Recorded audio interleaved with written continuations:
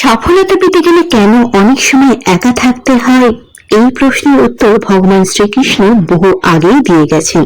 শ্রীকৃষ্ণ বলেন যে নিজের সঙ্গে থাকতে পারে সে কখনো হারায় না।